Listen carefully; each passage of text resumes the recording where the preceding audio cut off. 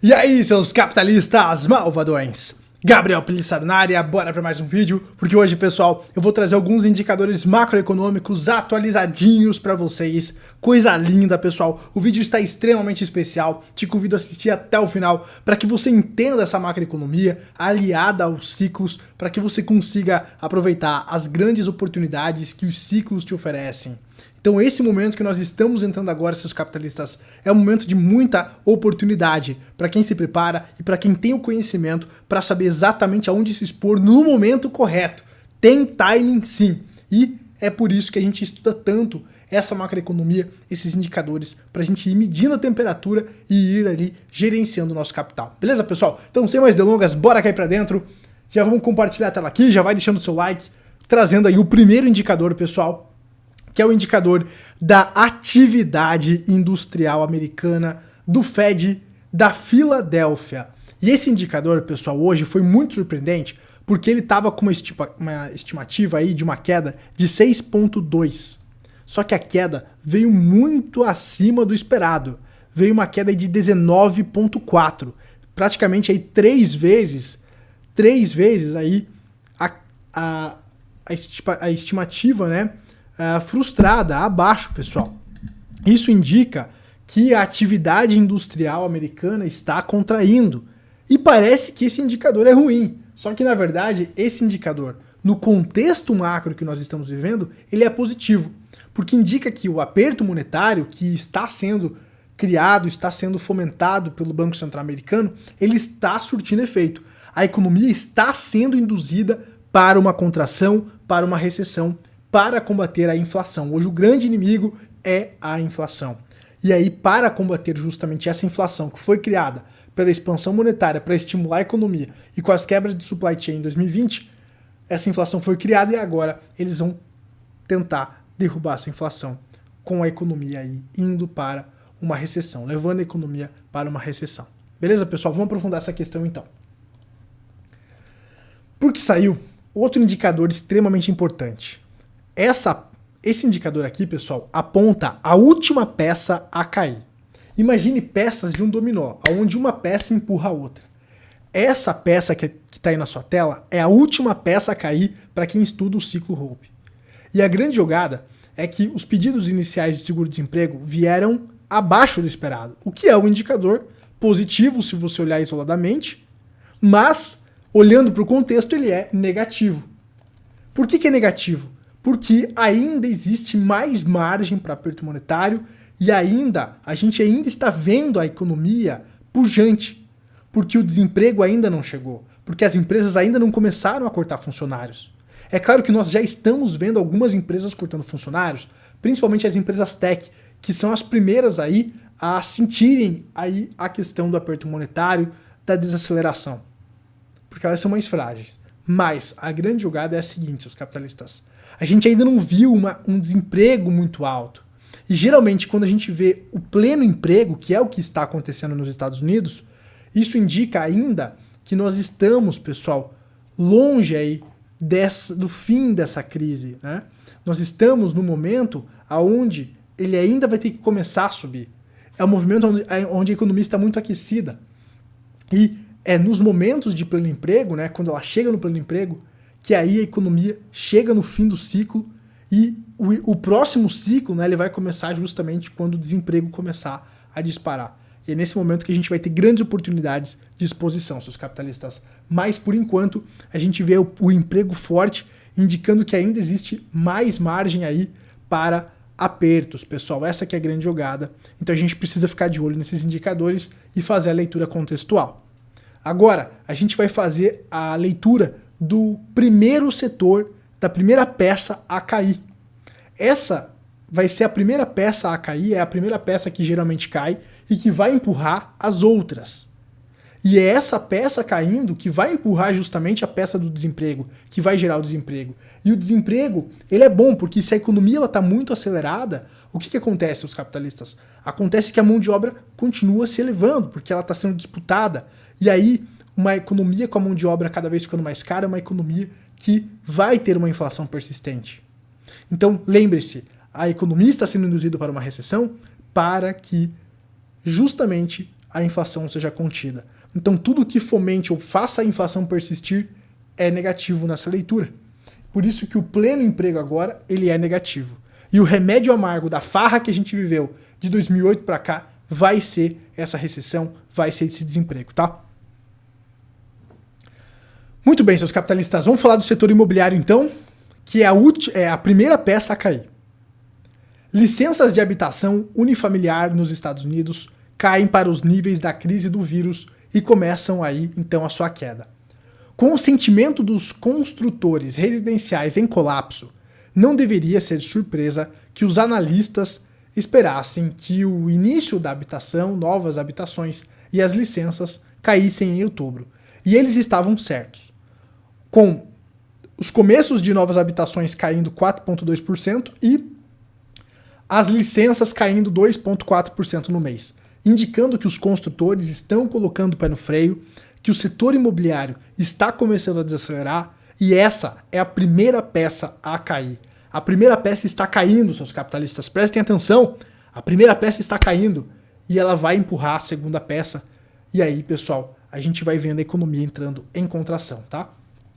Finalmente, dada a queda ainda maior nas expectativas de vendas futuras das construtoras, parece que o início da construção de moradias terá um longo caminho a percorrer antes que qualquer equilíbrio seja encontrado, pessoal. Então, olha só, queda ainda maior nas expectativas de vendas futuras, pessoal.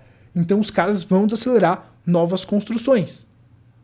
As pessoas vão tendo dificuldade de financiar, porque os preços das casas vão subindo, até que chega um ponto que com a taxa de juros subindo, as pessoas não conseguem ou pagar a hipoteca, ou elas não conseguem crédito para comprar uma casa.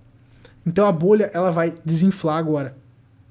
E aí tem esse gap, então, justamente, o que a gente pode ainda ver muito mais desaceleração nesse setor. E esse é um setor muito importante para a economia americana. E esse setor desacelerando, desacelera vários outros como consequência, né? É um efeito dominó, a economia está interligada. Então isso significa uma dor dramática à frente, e até mesmo perversamente, porque os preços mais altos das casas, à medida que as ofertas restritas, né, a gente pode ver então preços das casas mais altos. Mas é claro que uma hora esses preços devem arrefecer quando a bolha estoura, tá? Então, menos moradias aí sendo fabricadas, pessoal. Vamos ficar de olho nessa questão, porque essa desaceleração aqui, é sinal que a primeira peça já está ruindo, tá? Se você quer entender mais sobre o Ciclo Hope, assista a aula aqui, ó, Ciclo Hope, que tá lá no Clube dos Capitalistas 2.0. A gente já vai falar sobre desconto, pessoal. Ai, Gabriel, eu quero desconto. Vai ter desconto, vai ter o cupom aí para você utilizar. A gente vai falar mais sobre o cupom no final do vídeo, beleza? Mas eu vou deixar o cupom e o link aqui embaixo para você que quer entrar pro clube e ter acesso aí a entender o Ciclo Hope, a entender a ordem dessas peças que vão caindo, né? E também tem essa aula muito legal sobre a correlação da taxa de juros com a alta nas bolsas, né? Para explicar justamente que o pivô do Fed não é tão positivo quanto as pessoas imaginam. O pivô do Fed, geralmente, se a gente olhar o passado, é o que leva as bolsas a caírem. Quando os juros caem, as bolsas também caem. Existe uma correlação histórica ali, tá?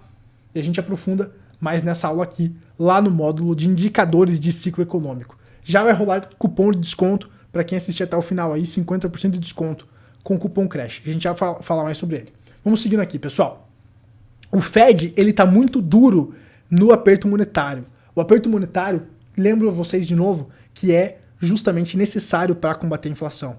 E aí, pessoal, o Fed já sinalizou que ele não quer cometer o mesmo erro que o Fed cometeu na década de 70, de começar a subir o juro para conter uma inflação muito elevada. Na década de 70, os Estados Unidos viveu uma inflação muito elevada, o Fed voltou, o Fed começou a apertar a economia, aumentar os juros, mas ele começou a afrouxar antes do que deveria. E aí a inflação deu uma arrefecida, o Fed afrouxa antes do que deveria e a inflação volta com tudo. E aí isso é um problema.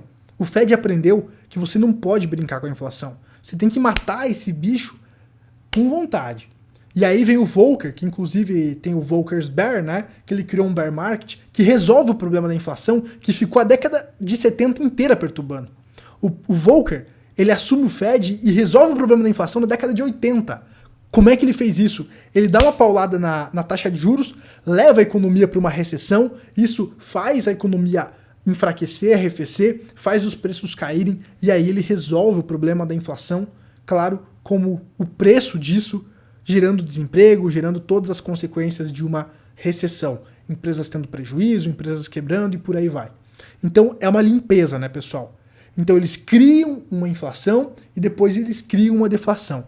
E é isso que forma os ciclos e quem domina isso consegue surfar esses ciclos, comprando no momento de comprar, vendendo no momento de vender e repetindo esse movimento cada vez aí multiplicando o capital. Por isso que quem domina os ciclos, aliado à macroeconomia, consegue aí proteger o patrimônio no momento de proteger e multiplicar o patrimônio no momento que é para se expor corretamente nas classes de ativos para você surfar as altas, né?